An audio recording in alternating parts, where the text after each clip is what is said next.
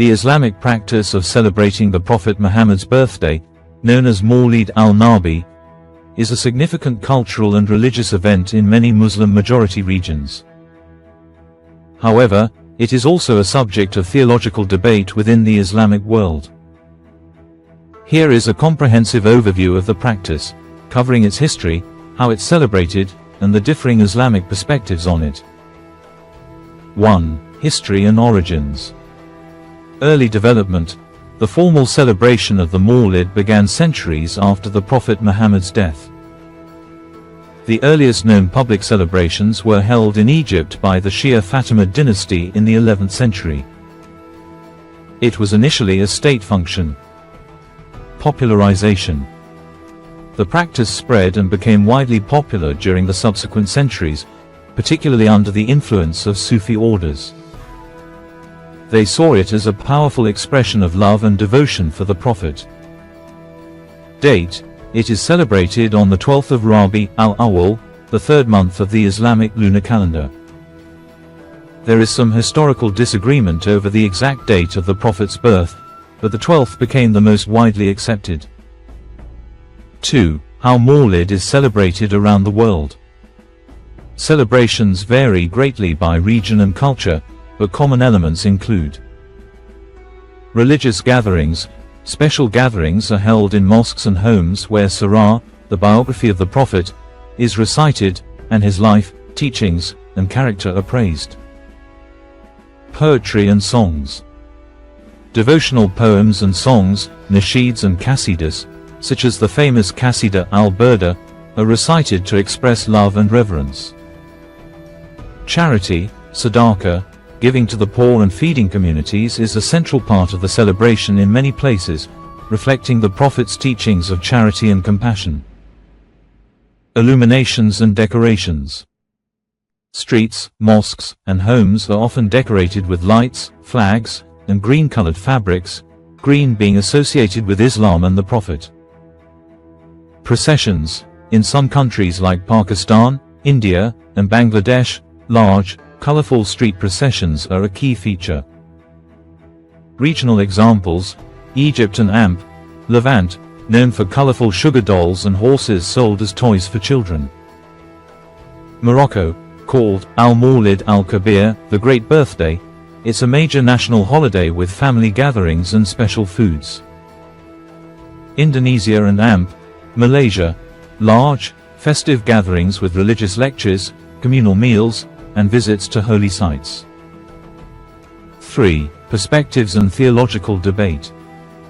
The permissibility of celebrating Mawlid is one of the most enduring debates in modern Islam, primarily split between two main viewpoints.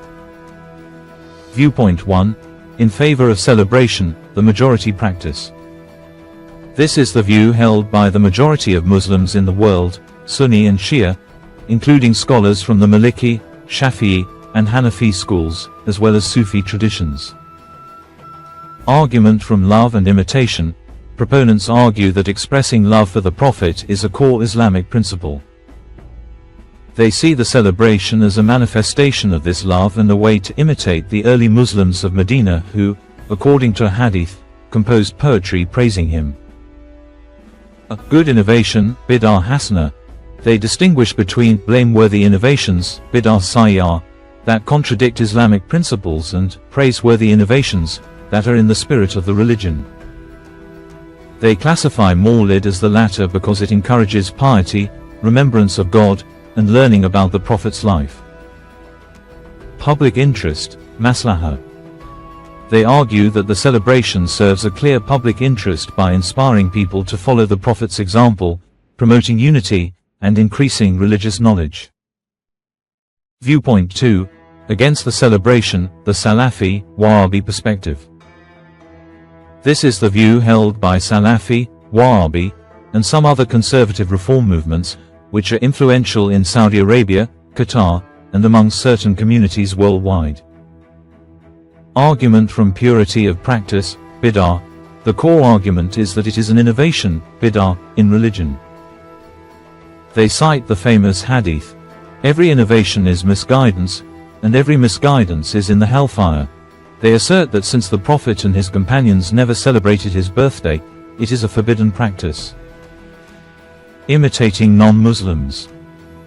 They argue that the practice was historically initiated by a Shia dynasty and may have been influenced by the Christian celebration of Jesus' birthday, making it a form of imitation, tashabbuh, that is discouraged in Islam. Extremism, ghulu. Some opponents argue that the celebrations can lead to exaggerating the Prophet's status, attributing to him divine qualities, shirk, especially when people engage in practices like praying to him instead of to God. To conclude, the celebration of the Prophet's birthday is a clear example of the diversity within the global Muslim community. For its adherents, Mawlid is a deeply spiritual and joyful expression of faith, a time to renew their connection to the Prophet and his teachings. For its opponents, it is a deviation from the pure, original practice of Islam, a man-made ritual that should be abandoned in favor of authentically prescribed acts of worship. This difference in opinion is generally tolerated within the framework of Islamic scholarly disagreement, ikhtilaf, though it can sometimes be a source of social and religious tension. Ultimately, an individual Muslim's stance on Mawlid is typically shaped by their specific school of thought, cultural background, and personal interpretation of Islamic sources.